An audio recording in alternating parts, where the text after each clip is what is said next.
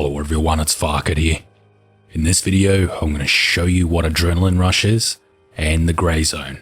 Now the grey zone is the area where the screen goes all grey, hence the name. It's in the patch notes, it's called grey zone. Now there's quite a few unique effects that happen once you reach here that you're probably not aware of. I wasn't aware of them until I read the patch notes. It seems there are 5 effects that take place. I'll start with adrenaline rush.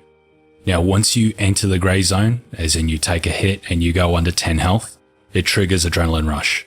Now this has a cooldown of 2 minutes. What it does, it causes a player to gain back 50% of their stamina over 1 second. You've probably never noticed this because you're usually dealing with a threat and not watching your stamina. You're actually watching health. But here's some footage of my playthrough of the times that it has been triggered. As you can see, it goes up really fast once you enter the grey zone. What this does, it gives you an opportunity to fight or flight. You could freeze, but it's probably not a good idea. It was added as a balance update. It gives you another chance to fight or flight. This one's good to know. Just remember it's got a 2-minute delay.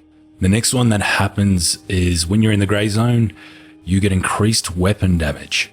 It will increase your damage by 30%. So this might be more of an incentive to fight rather than run. It's best to assess the situation. If it's one-on-one, kill them. Lots of mutants and armsies, probably best to leg it. Now I haven't checked if this stacks with range weapons. I would say that it would definitely be melee weapons, range weapons, I don't know.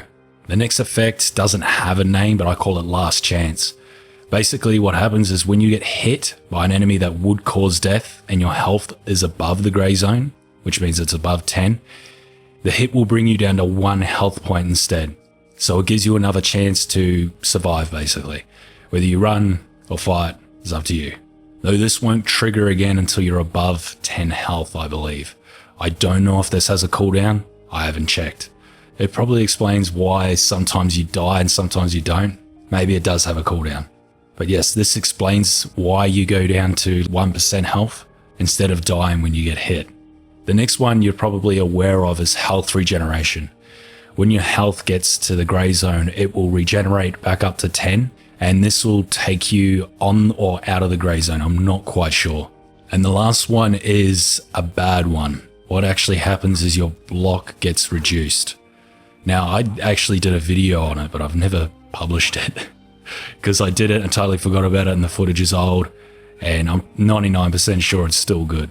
What essentially happens with blocking is between 100 health and 60 health, it has the lowest block level.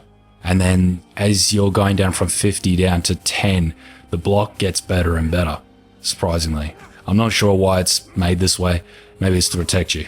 Though, unfortunately, once you go under 10 health, the block goes back up to the 60 to 100 range, if that makes sense.